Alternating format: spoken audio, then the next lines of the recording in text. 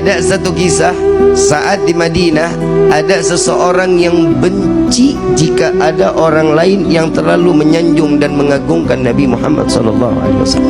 Tatkala beliau mengatakan, ngelihat aja ada orang yang lagi baca maulid, ada orang yang lagi baca salawat, bencinya luar biasa.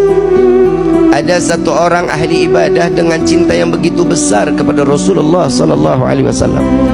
Setiap hari dia salawat. Tatkala beliau sedang ziarah ke makam Nabi, beliau sedang membaca maulid. Ada salah satu orang di belakangnya mendengar begitu selesai diajak makan di rumahnya. Tuan, saya undang makan di rumah saya, boleh? Boleh. Alhamdulillah, dibawalah sampai ke rumah. Begitu sampai di rumah ternyata bukan dikasih makan, tangan diikat, lidahnya dipotong. Kenapa? Saking bencinya karena orang tersebut terlalu menyanjung dan mengagungkan Nabi Muhammad SAW. Aku tidak suka tatkala engkau terlalu mengagungkan dan memuliakan Muhammad, karena Nabi Muhammad adalah bukan seorang Tuhan yang wajib kita muliakan dan kita agungkan. Dipotong lidahnya. Saat itu juga dilepas orang tersebut, lidahnya digenggam, mulut penuh sama darah, lidah digenggam, dibawa sampai ke depan makam Rasul SAW.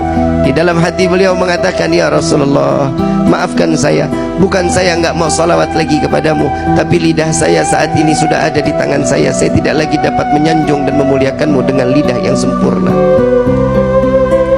Saking sakitnya, darah yang begitu banyak, beliau pingsan. Di dalam pingsannya beliau didatangi sesosok manusia yang tatkala beliau mengatakan, wahai hamba Allah, wahai hamba Allah, ketahuilah aku Muhammad yang saat ini datang menjengukmu.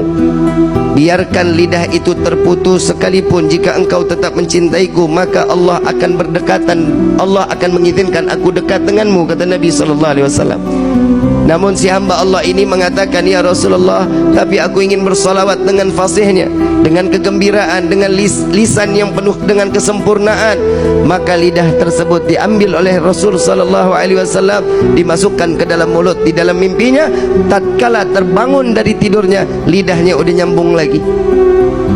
Di dalam mimpi Nabi memberikan manfaat kepada orang para pecinta Rasul SAW, sehingga seterusnya beliau terus dapat bersalawat kepada Nabi Muhammad SAW. Begitu tahun berikutnya beliau ziarah ke makam Nabi.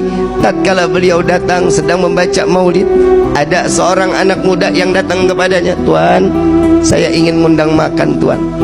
Sekiranya Tuan sudi untuk ikut dan saya menjamu Tuan, marhaba, ahlan wa sahlan. Gak ada sedikit kesu'dhanan. Lalu dibawalah oleh anak muda tersebut lewat gang yang sama, lewat jalan yang sama, ingin masuk ke dalam rumah yang sama.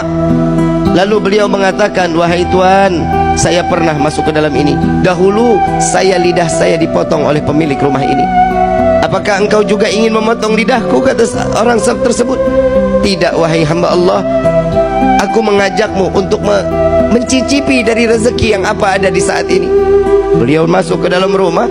Tatkala makanan sudah disediakan, makannya sudah selesai, dikeluarkan kandang yang begitu besar. Hadirin, kandang begitu besar, begitu dilihat di dalam ada monyet yang gedenya luar biasa. Lalu ditanya, ini apa ini? Tuan, ingat dahulu engkau bilang engkau pernah dipotong lisanmu, engkau pernah dipotong lidahmu oleh ayahku. Dia adalah ayahku yang Allah kutuk menjadi kerak yang besar. Maka wahai Tuan, maafkan ayahku, biarkan dia kembali dalam keadaan wujud yang sempurna. Maka hamba Allah ini mengangkat kedua belah tangan, ya Allah, aku maafkan orang tersebut yang telah membenciku dan membenci Nabi Muhammad SAW. Maka Allah rubah beliau dalam keadaan sempurna manusia tersebut, maka mati dalam keadaan membenci Rasulullah SAW. Na'udzubillahi min